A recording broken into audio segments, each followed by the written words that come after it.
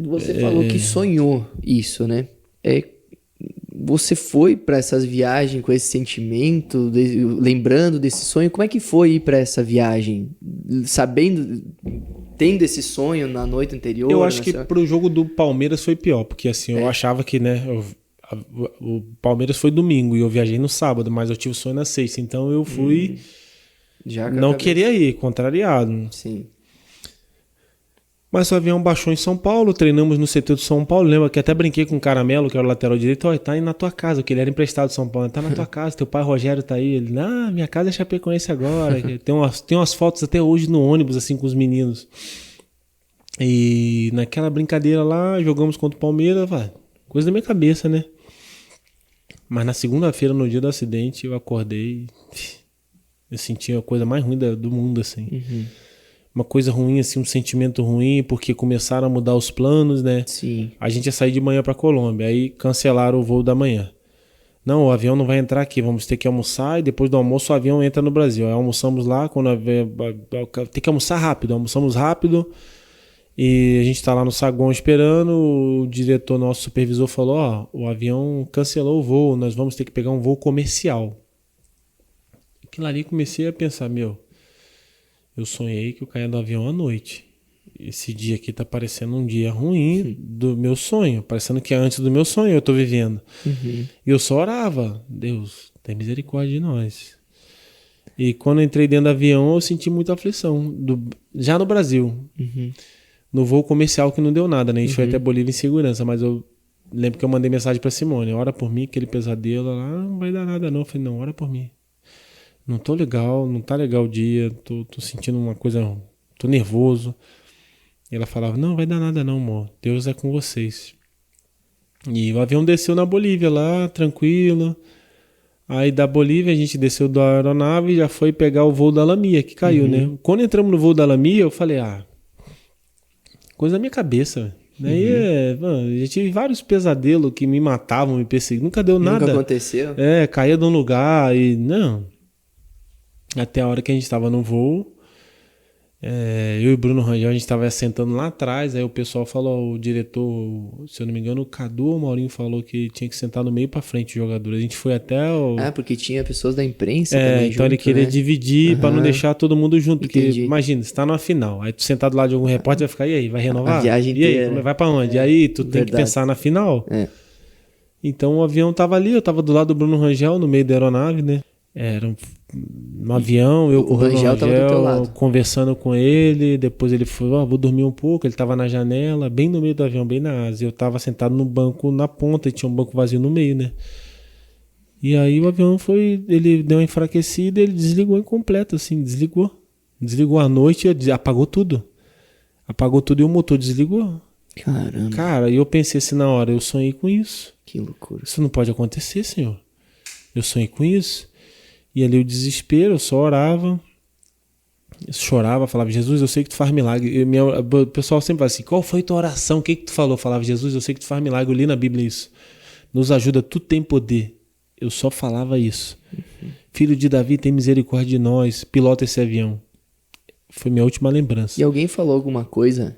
Avisou algo? Nada. Só simplesmente desligou? Desligou o avião, ninguém falou nada. E eu ouvi outros podcasts, você participando, que dava pra ouvir o barulho do vento. Do vento. Era o vento cortando. Cara, que loucura isso. Já viu quando você mora num prédio alto que você escuta o barulho do aquele barulho ali?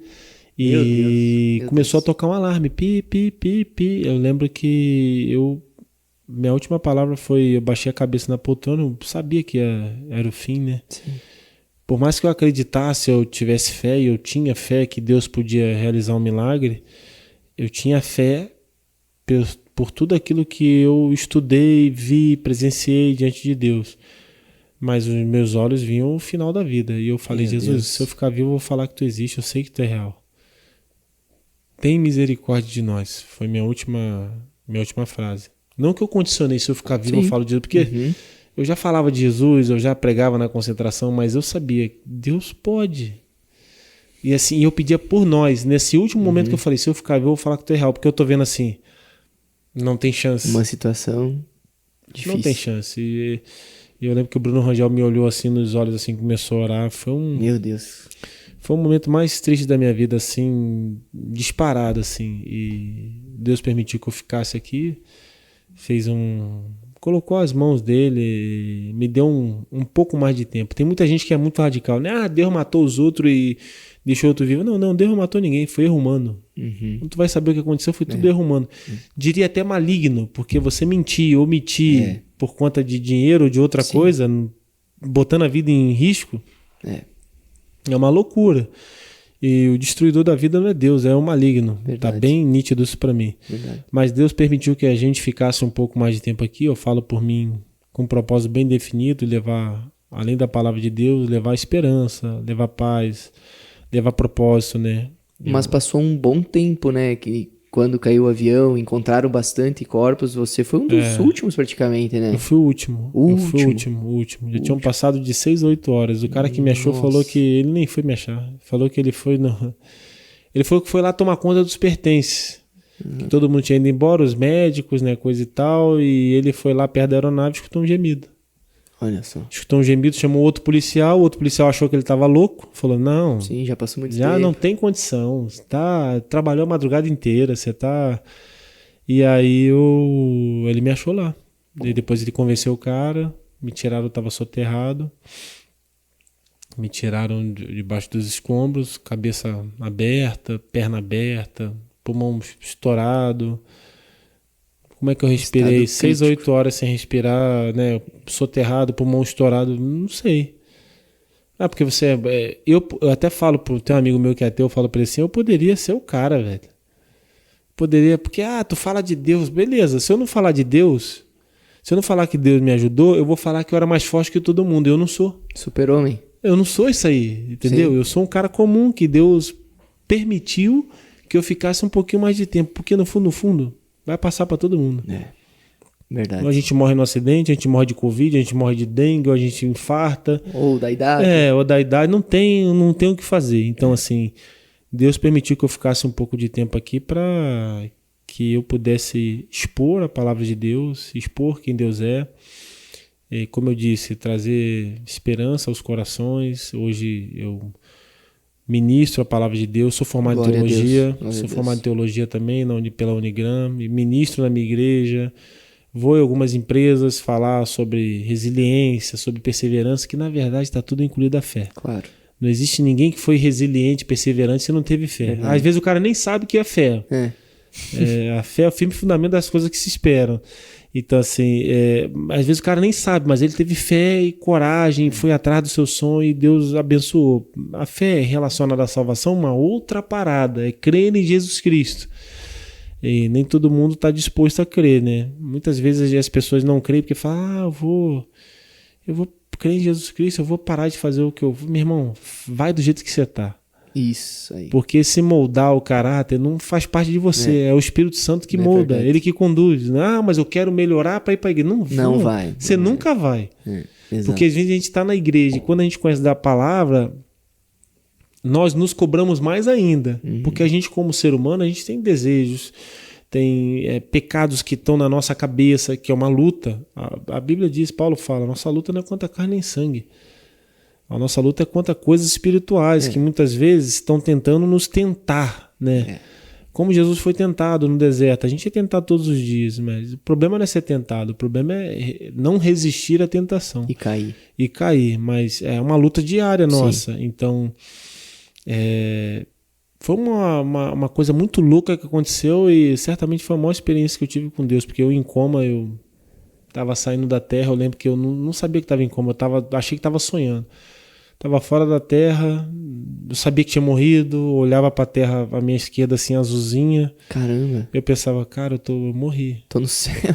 Quando eu fui olhar para a minha direita assim, tinha um ser, que até hoje eu não sei explicar. Sério? Multicolorido, que ele apagou os detalhes, mas eu lembro, é multicolorido.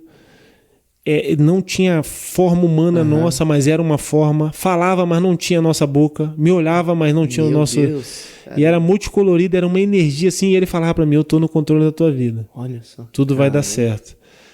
E eu, naquela visão minha, que pra mim era um sonho, que depois que eu acordei do coma, eu não sabia o que tinha acontecido. Pra mim, eu tava dormindo em casa e acordei.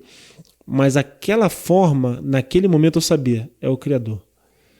A parada mais doida que eu vivi na vida, assim, de eu olhar assim e eu pensar, é o Criador. Eu morri, ele tá falando que tudo vai dar certo, pra mim ficar tranquilo. É o Criador. É ele que eu li na Bíblia.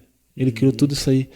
E eu tava vendo a terra, a minha esquerda, assim, a terra era pequenininha. Eu tava na imensidão do espaço. Falei, cara, naquela visão minha, eu morri.